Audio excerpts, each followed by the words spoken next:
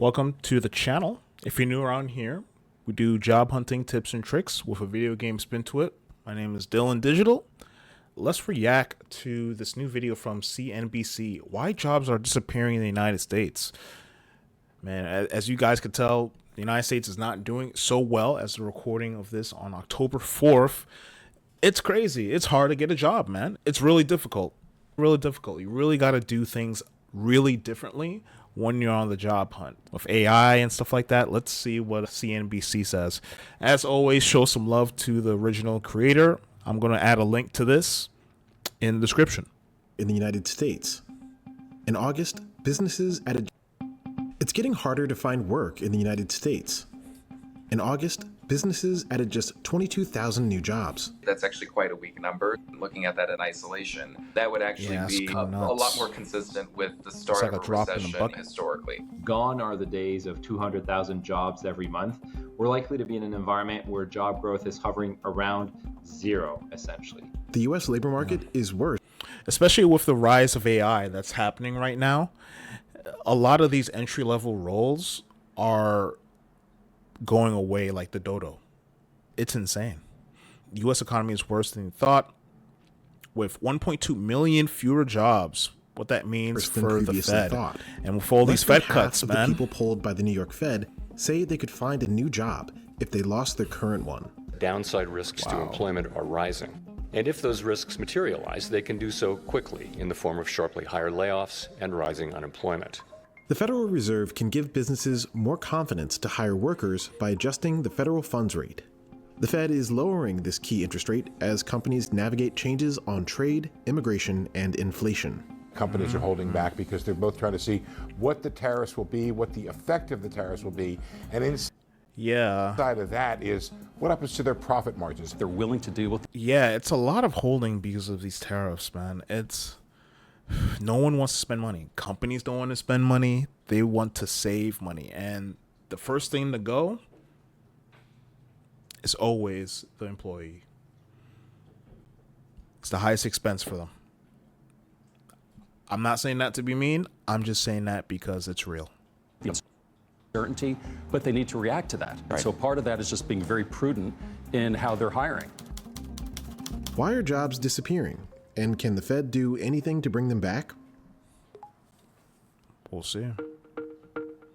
The slowdown in hiring is most potent for younger workers. We're seeing a lot of pressure on the younger generation when it comes to this labor market. We're seeing many firms facing higher imported costs, and they are, in many cases, struggling with the cost of talent in a high interest rate environment. The tech space, the finance space, the professional and business services space are sectors that are under more pressure, and they are the ones that generally are big hirers of younger cohorts. Recent college graduates typically have better job prospects than the overall labor force. See, look at this. Recent college graduates from age 22 to 27, right? Near 15%. Near 15%. And then the young workers, man.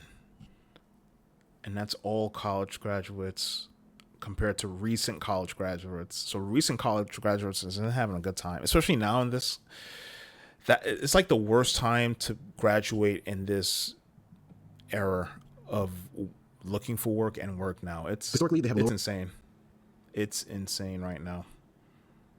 Historically, they have lower unemployment levels too. That trend reversed starting in 2022. The United States has been suffering from a series of rolling recessions. Pockets of industries or industries themselves that have gone through their own downturns, whether it was manufacturing or consumer goods, it just hasn't bubbled up to the broader economy. I would put the youth employment situation squarely in that category right now. The high-paying information sector is flashing warning signs too. Software developer roles for workers in their 20s are down sharply since 2022. Young marketing and sales managers are having trouble getting hired as well. That said, younger workers are finding jobs in the health and retail sectors at a relatively fast pace. We know that companies are turning to technology and AI to figure out if they can maybe stomach some of those costs or bring some of those costs down without having to hire somebody, at least initially. AI is very new. The capabilities of it are not very well known. To the extent that it can replace jobs, the first jobs it should be replacing are those new entry-level, simpler jobs. A small collection of industries are still adding workers. You're still seeing resilience in the healthcare space. At least we're still seeing, especially in the retail space as well. I don't think they're going to be rolling out any robots to do retail work as of right now. You know how much it costs for one of those Elon Musk robots? I don't think that's going to be a thing for at least another 4 years. Oh man, private education and health services, I'm surprised that's still up. But hospitality, I'm hearing some things where this is one robot that could remove 100 nurses' jobs. That's wild. We're in strange times, people. And in the leisure and hospitality space, those two sectors are upholding the labor market, but there is increased evidence that over the next 6 months, there might be more weakness out of these two sectors as well. Yeah. Less than half of the private sector is adding jobs, and manufacturing would be one of the key industries. Yep. But we're also seeing increased softness in construction activity, a telltale sign that housing activity is experiencing a slowdown. We're seeing businesses being more cautious with that, and plus how much they hire, and also in some cases proceeding with strategic layoffs. Interest rates. The Fed's interest rate policies also contribute to today's labor market slowdown. These interest rates influence Americans' job prospects and the pace of price increases.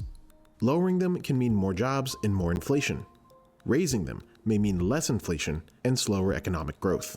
The Fed took interest rates into restrictive territory in the first quarter of 2023. Since then, they've held the target for the federal funds rate high, relative to the neutral interest rate of around 3%. In other words, the Fed's past decisions are restricting today's economic growth. Nonetheless, with policy in restrictive territory, the baseline outlook and the shifting balance of risks may warrant adjusting our policy stance. Historically, it's the case that as the Fed tightens and starts to contain inflationary pressures, that eventually puts downward pressure on the labor market. It was the case that June actually saw negative payrolls, which is the first time that's happened since December of 2020. December 2021. I think the Fed is cutting from a place where it believes it has negative room payrolls to be wrong. Fed policy is best designed to address cyclical issues. If it's cyclical, the Fed over time should be able to nudge us back onto the path, but it can't change the path. Businesses that see lower interest rates could be motivated to hire more workers. A lot of it boils down to confidence. If I'm going to be facing relatively less restrictive interest rate policy, I can plan for that in the future and say my burden here on the debt side is going to go down a little bit, but my business is still relatively strong. I can take that extra risk and make that investment in an individual or in some kind of technology. Lower interest rates have many other effects too. For example, saving rates on bank deposits may fall. Financing costs for a mortgage or car loans could move lower as well, but only if Treasury bond yields follow the Fed.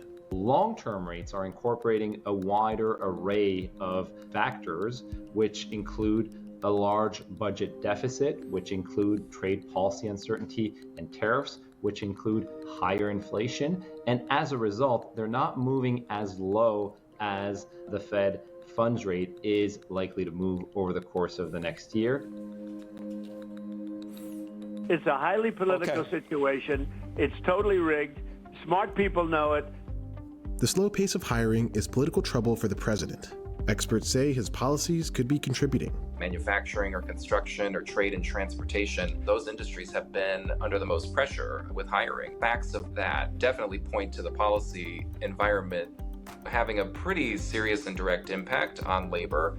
So it's not as much a monetary policy issue, but you could also argue that some monetary policy, easing and accommodation, could help at the margin for sure.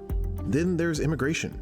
Yep. Reduced immigration was just talking is about curbing labor supply. It's destroying the labor force, especially farmers too. This break-even rate, the rate at which the unemployment rate starts to increase. You could think that over time, domestic unemployed or native-born unemployed people could take the jobs of immigrants. Some of these jobs that are taken by immigrants are jobs that historically employers have found are not ones that are taken by native-born people. As the labor market deteriorates, prices that unless they start giving you like, I don't know, 40 plus bucks an hour to do some farming work, Americans are not going to do that. And it's crazy. It's crazy because everything costs so much now with inflation. Still increasing at a faster pace than the Fed's target rate. Yeah, that makes an interest rate cut somewhat risky. Despite this, President Trump is pressuring the Fed to prop up the economy with lower interest rates. And I really worry about the financial integrity of the Fed, much more than the financial integrity of the BLS.